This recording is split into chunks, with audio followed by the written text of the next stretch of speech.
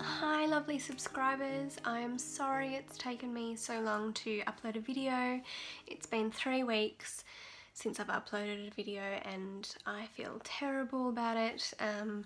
I just needed time to grieve, I think. Grieve our failed transfer, grieve the time and energy that we put in for this transfer. I was just exhausted on a number of levels and needed time. I wasn't posting as regularly on Instagram and Facebook as I usually do. I still shared every few days how I was feeling.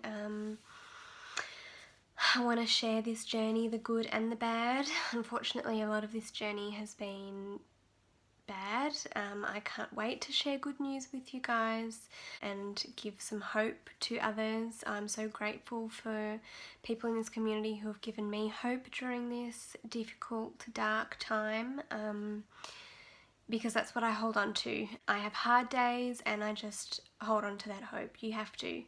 There's no other way. But the last 3 weeks have been difficult and I have struggled to stay motivated, and I actually filmed a video a couple of weeks ago but didn't get around to editing it and sharing it, obviously. I just lost all motivation and I don't know, I felt really flat and I was in a bit of a slump.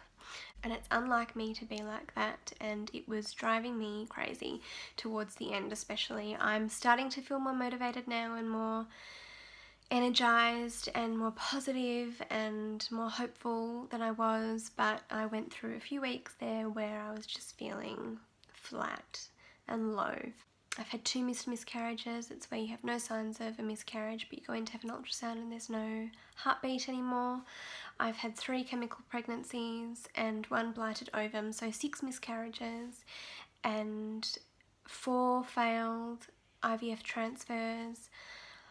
I'm just exhausted. That's 3 egg collections, 3.5 years of emotional roller coaster. With everything that's happened in the last 3.5 years, I've still managed to keep going and stay hopeful, but this last failed transfer really got to me and I just felt so defeated.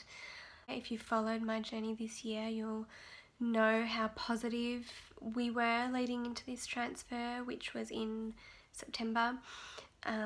We were so sure that this would be our rainbow baby. It was a PGS normal embryo, so chromosomally normal, and it didn't work, and that's hard when it doesn't work.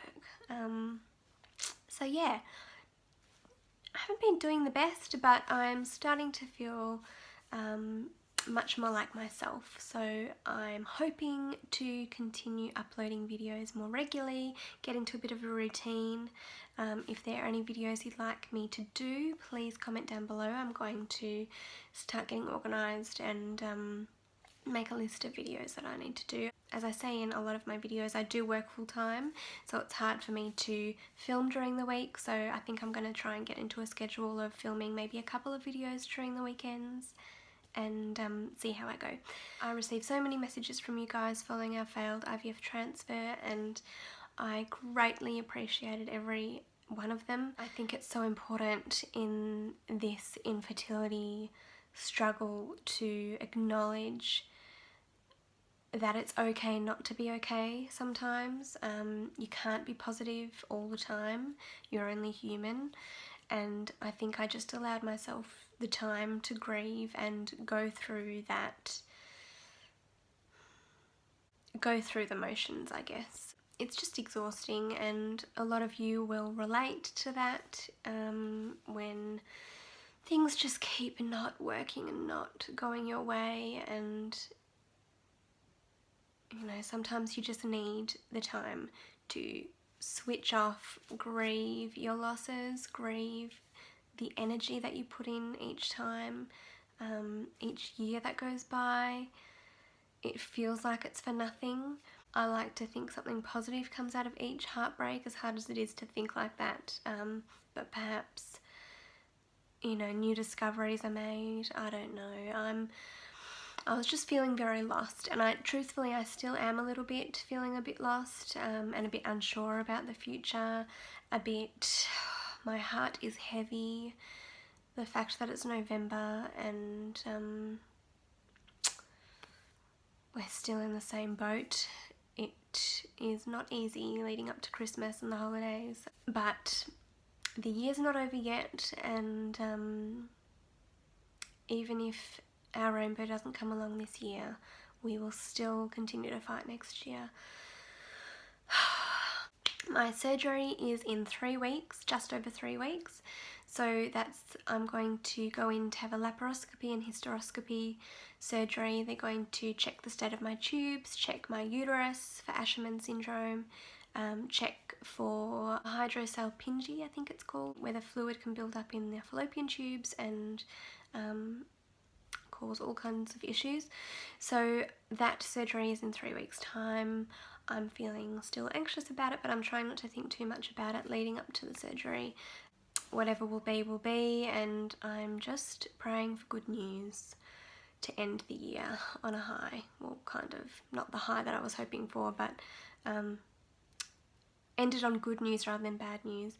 Christmas last year, we were due to have an embryo transfer in December, and our embryo didn't survive the thawing process, so that was very hard to end the year after 2 egg collections, 2 failed IVF cycles, still not pregnant, 5 miscarriages last year. It was an awful way to end the year. I'm so hopeful for this year. It's November.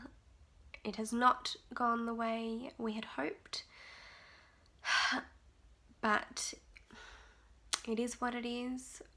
We need to accept it and continue to move forward, continue to try. So yeah, I think that's really all I wanted to say. I'm going to sit down and write a list of videos that I'm thinking of doing for you guys. I'm happy to take suggestions, so please leave them down below, as I said. Thank you for your patience and your understanding and your love. I don't know what I'd do without this community over on Instagram as well. You've all been amazing, and I thank you from the bottom of my heart. Prayers for all of you, whether you're doing any kind of fertility treatments, IVF, you're in a 2-week wait, you're pregnant, waiting for your little one to come into the world. I wish you nothing but the best. Baby dust. Take care of yourselves, and I'll see you in my next video. Bye guys.